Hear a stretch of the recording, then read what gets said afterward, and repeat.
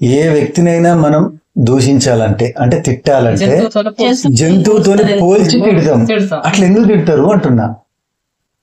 అదే అదే ఎందుకు వస్తాయి మరి అదే మీరు చెప్పండి, అట్లా ఎందుకు తిడతారు? చెప్పాలి కదా కరెక్ట్ కాదని మళ్ళీ క్వశ్చన్ వేసిందిగా. అది గత జన్మలు వీళ్ళు అరవై ఉండట్లోనే వచ్చింది అనుకుంటున్నా.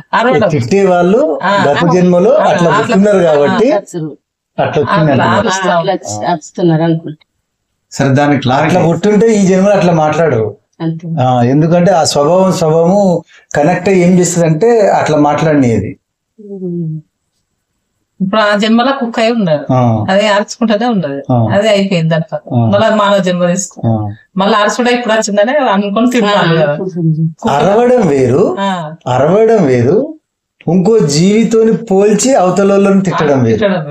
అప్పటి జన్మ గుర్తొస్తుందేమో కాదు కానీ గట్టిగా మాట్లాడినంత వాసన కుక్క అరుస్తాను. వాస్తవానికి ఏంటంటే అవతలని కించపరచాలంటే, అవతలని తక్కువ చేసి మాట్లాడాలంటే, బాధ పెట్టాలన్నా, వాళ్ళను తిట్టాలన్నా, లేకపోతే తక్కువ చేసి మాట్లాడాలన్నా, ఎట్లా చేయాలన్నా కూడా ఈ మనిషికున్న ఒకే ఒక ఆధారం ఏంటిదంటే ఏదైనా జంతువులను మనం హీన భావంతో చూస్తాం. ఇప్పుడు కుక్క అంటే మన దృష్టిలో ఏంటిది, ఒక తక్కువ భావం, దాని మీద ఒక తక్కువ స్థాయి ఆలోచన ఉంటది, దాని మీద ఒక నిర్లక్ష్య ధోరణి ఉంటది. కుక్కే కదా అన్నట్టుగా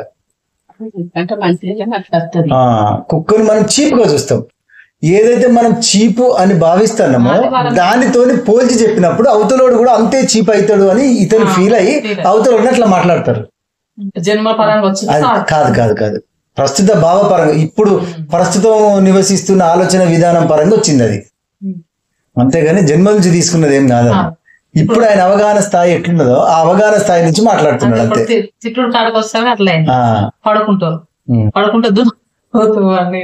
దున్నపోతు అనేది కూడా అంతే కదా. దున్నపోతు అనే దానికి కూడా కొద్దిగా తక్కువ స్థాయి భావం ఉంటది కదా దున్నపోతు మీద కూడా. పోలుస్తారు, ఎందుకంటే దున్నపోతు ఒక్కసారి పడుకుంటే లేవడానికి టైం పడుతుంది, మళ్ళీ లేస్తే మళ్ళీ పడుకోవడానికి టైం పడుతుంది, వాన కొట్టినా కూడా దానికి స్పృహ ఉండదు. అట్లా దున్నపోతు మీద వర్షం పడితే బాగా చిలకరిస్తుంది అది. అంటే ఆ సామెత ఎందుకు వచ్చిందంటే, ఇప్పుడు జనరల్ గా వర్షం పడతా ఉంటే మనకు 2 చినుకులు 3 చినుకులు పడగానే మనం ఏదన్నా ఒక నీడని ఎత్తుకుంటాం, దేని కిందకన్నా వెళ్ళి ఉంటాం. అది దున్నపోతే అట్లా కాదు, అట్లా పడతా ఉంటే దానికి పులకరింత వచ్చినా ఇంకా ఏ ఇంత వచ్చినా కూడా, ఏ వింతగా ఉన్నా కూడా దాని లోపల అది వర్షంలో నడుచుకుంటూ వెళ్తా ఉంటే, అవసరమైతే వర్షం పడతా ఉంటే కూడా అక్కడ పడుకొని తోకొప్పుకుంటూ దాని దాసలు అది ఉంటా ఉంటది. అందుకు పోలిస్తారు దాన్ని. ఇట్లా ఒకసారి ఇట్లా ముట్టుకొని దున్నపోతుంది ఎప్పుడన్నా ముట్టుకున్నారా? ఇట్లా అన్నట్టు జరుక్కు ఉంటది అది, ఇట్లా బాడీ మొత్తం ఇట్లా చేస్తా ఉంటది. అంటే మా వాస్తవంగా ఏంటంటే చులకన భావంతో అనుడే అది. చులకన భావమే, చులకన భావమే. దున్నపోతు లేక వాడాను అని చులకన భావంతో మాట్లాడు.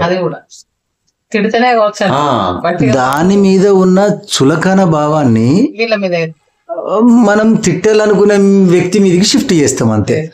అట్లా మరి అదే నెమ్మల్ని ఎక్కువ ఉన్నవరా అని అన్నారు, హంస అన్నారు. అంటే అది పొగుడే ముచ్చట అంతే కదా. అది హంస అనేది ఏంటిదంటే అది ఒక ఆకర్షణీయతకు చిహ్నం. అవి మంచి ఆకర్షణీయంగా కనబడతాయి కదా, కళ్ళకు కనువిందుగా కనిపిస్తాయి కాబట్టి దాన్ని మంచి విషయాలకు పోరుస్తారన్నమాట. ఎవరన్నా అందంగా ఉన్నదనుకోండి వాళ్ళని హంసలాగా ఉన్నావు అంటారు, లేకపోతే మంచిగా నాట్యం చేస్తున్నారు అనుకో నెమలి నాగా నాట్యం చేస్తున్నారు అంటారు. అట్లా ఇప్పుడు యద్భావం తద్భవతి అనేది, ఇప్పుడు ఏదైనా ఒక భావన చేసి ఆ భావనను తేలిక వదిలిపెడితే అది జరిగిపోతుంది అంతే. ఆ పట్టుకోండి. ఇప్పుడు సపోజ్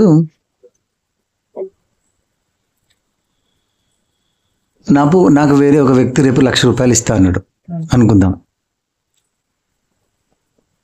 నేనేమనుకుంటుంటే ఓకే అతను రేపు ₹1,00,000 ఇస్తా అన్నాడు కదా అని చెప్పేసి అది విన్నా, వదిలేసిన. దాన్ని పెద్దగా పట్టించుకోలేదు నేను. ఆ భావం లోపలికి ఇంకా నా భావాన్ని జోడించలే నేను. దానికి ప్లెయిన్గా ఉంచిన. ఆయన అన్న మాట ఏదైతే ఉన్నో దాంట్లోకి నా భావాన్ని ఏం జోడించలే నేను. అలా నీకు రేపు ₹1,00,000 తీసుకొచ్చి ఇస్తా అన్నాడు. ఇంకా దాంట్లోకి నా సొంత ఆలోచన దాంట్లోకి ఏం నేను అంటే సొంత ఆలోచన అంటే ఇతను వస్తాడు, రేపు వస్తాడా రాడా, 9 గంటలకి నేను బయటికి పోయేది ఉన్నది, 9 గంటలకు నేను బయటికి పోతే ఒకవేళ నేను పోయిన తర్వాత వస్తే నువ్వే లేవు కదా అని అంటాడా. ఇట్లా అతను చెప్పిన భావానికి మనం ఎన్ని రకాలుగా దాంట్లో మన భావాన్ని జోడిస్తున్నామో, ఇక్కడ ఏమవుతుంది అంటే అతను చెప్పిన ఏదైతే ఆ ప్లేన్ భావం ఉన్నది కదా, అతను ఒక మాట చెప్పిండు, దానికి మన భావం జోడించినప్పుడు ఏమైందంటే వాస్తవానికి అది పొల్యూట్ అయిపోతుంది. దాంట్లో ఏం జరుగుతుంది అంటే ఇప్పుడు ఆయన చెప్పిన మాటను ఆధారం చేసుకొని మనం ఏం థాట్ రిలీజ్ చేస్తున్నాము అనే దాని మీద అది జరిగేది ఆధారపడి ఉంటుంది. కొన్నిసార్లు మనం ఏం చేస్తామంటే ఉదయం నేను 3 గంటలకు లేవాలని అనుకున్నాం పడుకున్నాం, లేస్తాం, అనుకుంటాం 3 గంటలకు లేవాలి అనుకున్నాం, పడుకున్నాం. దాంట్లో ఒక ఆలోచన చేసినాం, మళ్ళీ చేసిన ఆలోచన లోపలికి ఇంకా మళ్ళీ ఏం దాంట్ లోపలికి పంపలేదు. ఇక దాన్ని ప్లేన్గా ఉంచినాం, ఆ ఆలోచనని ప్లేన్గా ఉంచినాం, పడుకున్నాం. అది యాజ్ ఇట్ ఈజ్ జరుగుతుంది.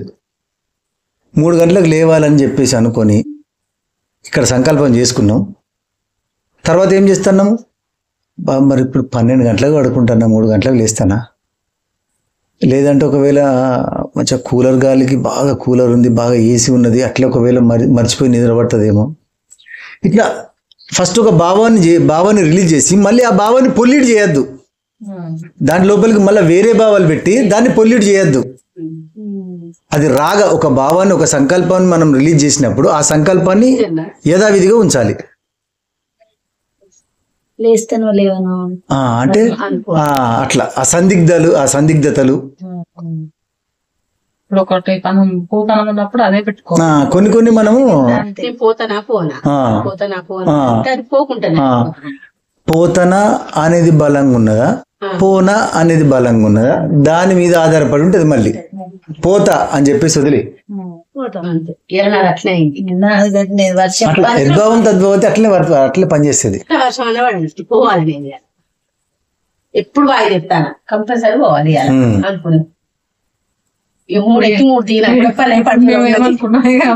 నేను ఇవాళ ఫంక్షన్ పోయాను. వచ్చిన తర్వాత ఇక సపరేట్ తినేసి పడుకొని పొద్దుగా లేవాలి, మళ్ళీ మీ అమ్మ బియ్యం ఇచ్చారు అనుకున్నాం. ఇక్కడ ఫోన్ వచ్చింది, ఇది అనుకోలే, ఫోన్ వచ్చింది. వచ్చేసిన తర్వాత ఎవడే వచ్చేసింది. ఇక అంతే. ఈ ఫోన్ ఎందుకు వచ్చింది అంటే పొద్దున లేవాలి, ఇప్పుడు పడుకోవాలి, పొద్దున లేవాలి, ఇప్పుడు పడుకోవాలి. ఒకవేళ పొద్దున కంపల్సరీ లేవాలి అనేది ఏదైతే కొంచెం దాన్ని బాగా చిక్కగా చేసింది ఆలోచన. కాబట్టి ఏమైందంటే అది పలసగా లేదు, పలసగుంటే అట్లా హాయిగా ప్రవహిస్తుంది, చిక్కగుంటే అక్కడ స్ట్రక్ అయితే పోతా ఉంటది. దానికి ఇప్పుడు అది చిక్కగా చేసేసరికి ఇంకా చిక్కబడే మార్గం ఏమున్నది అంటే ఇంకా మీకు లేట్ చేసినట్టుగా ఈ ఫోన్ వచ్చింది. అదే అన్నా ఆ షెడ్యూల్ లో మార్పు రాదు. మేము క్యాజువల్ గా పడుకొని 12 గంటలకు పడుకున్నా కూడా 3 గంటలకు లేవాలంటే 3 గంటలకు ఆటోమేటిక్ గా ఒక ½ అన్ అవర్ బిఫోర్ లేస్తుంది తప్ప ఇంకా అది లేట్ అయ్యి అలారం పెట్టుకోవాలనే కాన్సెప్ట్ కూడా అవసరం లేదు. అట్లా ఉంటే అట్లే జరుగుతుంది. మళ్ళీ అదే అట్లనే మనకి మనం లేస్తాను అంతే, నిద్ర అంతే అట్లా జరుగుతుంది. ఇప్పుడు 3 గంటలకు లేవాలనుకున్నప్పుడు 2 గంటలకు పడుకున్నా లేస్తాం. అదే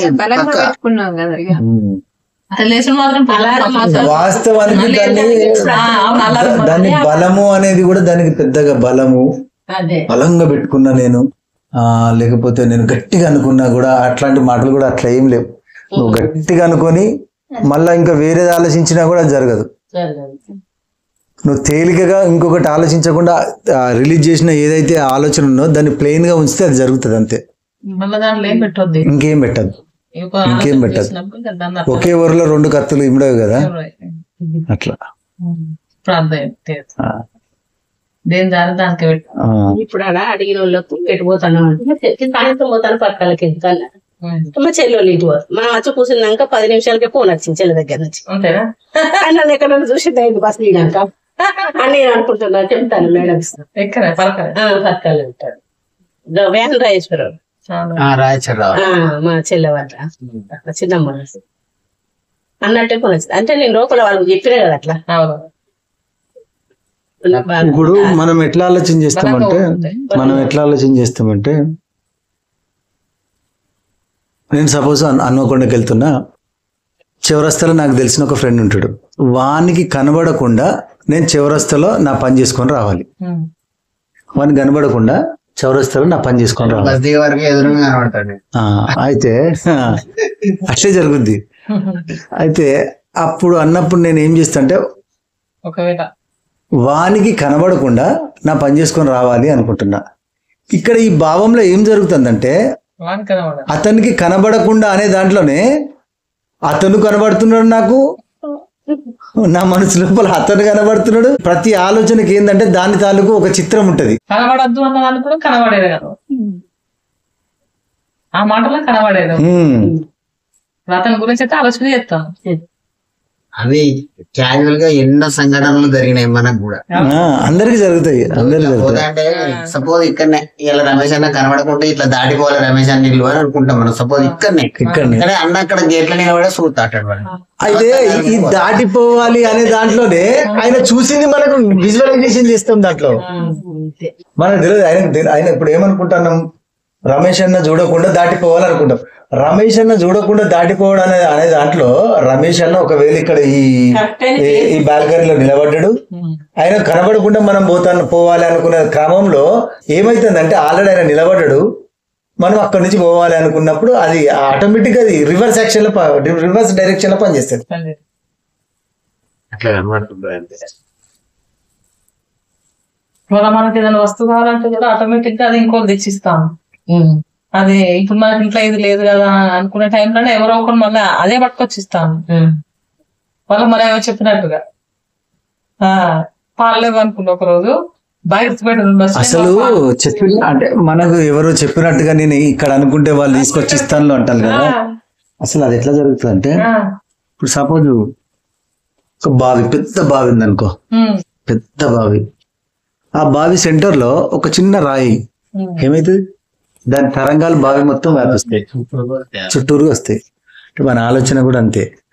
మనం రిలీజ్ చేసే ఆలోచన అది మన బుర్రకు సంబంధించిందే కాదు, అది మొత్తం విశ్వమంతా వ్యాపించి ఉంటుంది. అది ఆ విశ్వమంతా వ్యాపించింది, దానికి సంబంధించిన దానికి అనుకూలమైన ఏదైతే ఉన్నదో దాని దగ్గరికి చేరుకొని దాన్ని మన దగ్గరికి తీసుకొచ్చేటట్టు చేస్తుంది. దాన్నే లా ఆఫ్ అట్రాక్షన్ అంటారు, ఆకర్షణ సిద్ధాంతం.